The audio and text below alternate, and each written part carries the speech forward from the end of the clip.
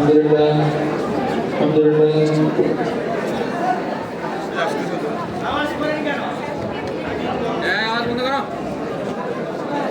আপনার সময় আওয়াজ বন্ধ করলে ভালো হয়।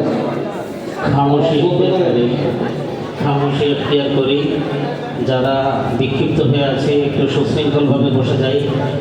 দাঁড়িয়ে আছে যারা যারা জিম্মাদারিতে আসো তাদেরকে, যারা দাঁড়িয়ে আছে তাদেরকে একরামের সাথে বসিয়ে দেয়।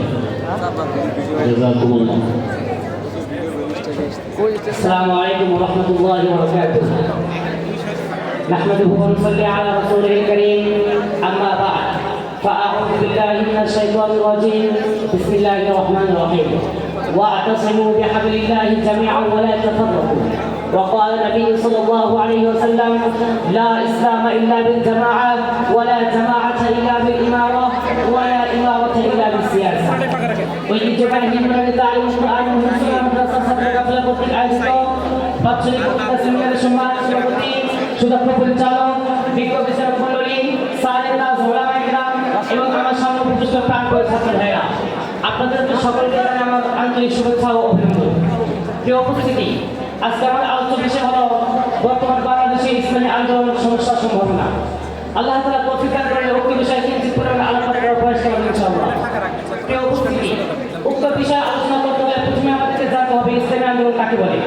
ইসলামী আন্দোলন বলা হয় ব্যক্তিগত জীবন, সামাজিক জীবন, রাজনৈতিক জীবন, অর্থনৈতিক জীবন, এক কথায় মানব জীবনের প্রতিটি সেক্টরে আল্লাহ তাআলার জীবন প্রতিষ্ঠার জন্য রাষ্ট্রীয় পর্যায়ে সমাধান করবে ইসলামকে বিজয় রূপে প্রতিষ্ঠিত করার উদ্দেশ্যে সর্বাত্মক প্রচেষ্টা ও মৃত্যুজয় সংগ্রাম চালিয়ে যাওয়াকে বলা হয় ইসলামী আন্দোলন।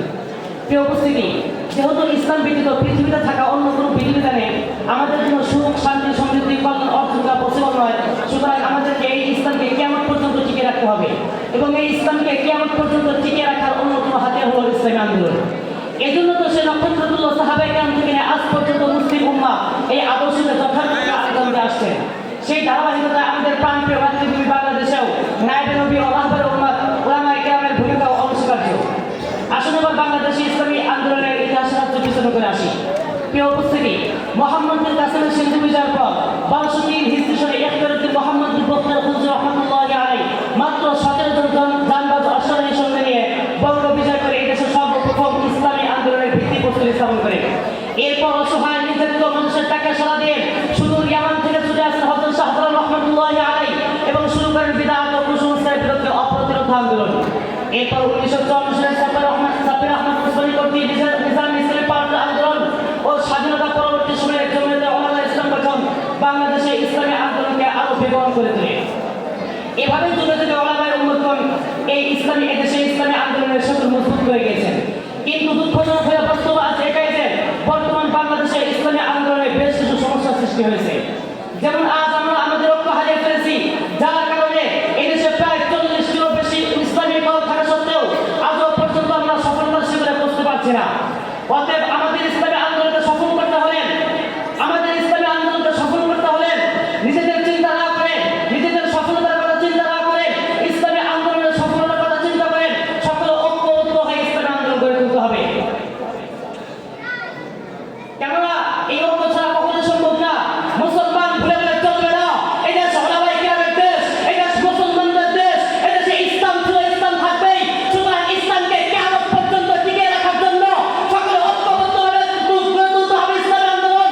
আর এই ইসলামী আন্দোলনের যারা বাধা দেওয়ার বিন্দু মাত্র চেষ্টা করবে তাদেরকে দাঁড় ভাঙা জবাব দেওয়ার জন্য প্রয়োজনে মাথায় কাপড়ের কাপড় পরে ময়দানে ঝাঁপিয়ে পড়তে হবে, ময়দানে ঝাঁপিয়ে পড়তে হবে।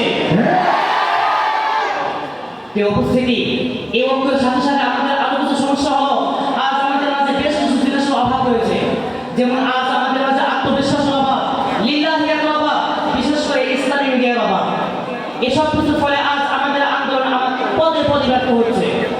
সবচেয়ে বড় সমস্যা বিগত 16 বছরে যেটা ছিল সেটা হলো আমাদের বিগত সরকার, যার জীবনের মিশন ছিল মানুষের রক্ত চুষা। এই খুনি হাসিনা সরকার থাকা অবস্থায় আর ইসলামী আন্দোলনটা দূরের কথা, ওলামায়ে কেরাম মন খুলে আল্লাহর জমিনে আল্লাহ কথা পর্যন্ত বলতে যায়নি, বলতে পারেনি। এই 16 বছরে ইমানের জন্য মসজিদের মিম্বারটা নিরাপদ ছিল না। এই 16 বছরে বক্তার জন্য ওয়াজের মঞ্চটা নিরাপদ ছিল না। এই 16 বছরে ইসলামী আন্দোলনের জন্য রাজপথটা নিরাপদ ছিল না। এমনকি শুধুমাত্র ইসলামের কথা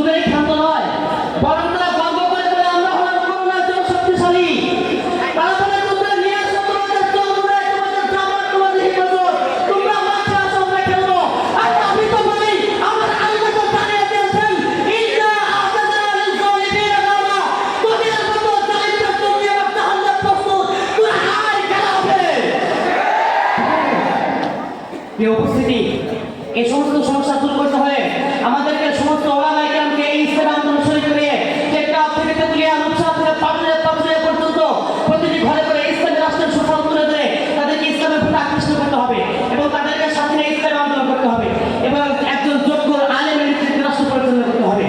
তাহলে আমাদের এই সমস্যাগুলো হবে না। প্রিয় উপস্থিতি, আমি এখন ওই সমস্ত ব্যক্তিদেরকে বলতে চাই যারা এই স্বৈরা শাসক শেখ হাসিনা পালানোর পরও এই ইসলামী আন্দোলনে বাধা সৃষ্টি করবে, বাধা দেওয়ার বিন্দু মাত্র চেষ্টা করবে, তাদেরকে বলতে চাই তোমরা কান খুলে শুনে রাখো, তোমরা ইসলাম নিয়ে বাড়াবাড়ি করো না, ইসলামকে ইসলামের জায়গা থাকতে দাও, ইসলামকে নিজের গতিতে চলতে দাও। আর যদি তোমরা ইসলামী আন্দোলনে বাধা দেওয়ার চেষ্টা করো তাহলে কান খুলে শুনে রাখো, তোমাদের নেতৃত্ব পালনের সময় যানবাহন পেয়েছিল, তাই সে নিজের জানটা নিয়ে বাঁচতে পেরেছে। আর তোমরা ভুলে যাও না, তোমরা একথা মনে করলে তোমরা বাঁচতে পারবে। খোদার কসম, ওলামায়ে কেরাম এখন তোমাদের বিরুদ্ধে এমন অ্যাকশন নিয়েছে, আর যানবাহন তো দূরের কথা, নিজেদের সরে থাকা পা দুটির তোমরা খুঁজে পাবে না, পা দুটির খুঁজে পাবে না।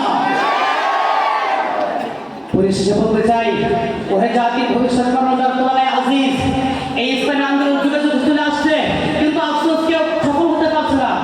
সুতরাং এটা এখন তোমার দিকে তাকিয়ে আছে, তুমি জাগ্রত হও, তুমি বলিয়ান হও, তুমি ইসলামী আন্দোলন গড়ে তোলো, তুমি তোমার দেশটাকে সোনার আফগানের মতো বানাও, তুমি তোমার দেশটাকে সাহাবায়ে কেরামের যুগের মতো বানাও।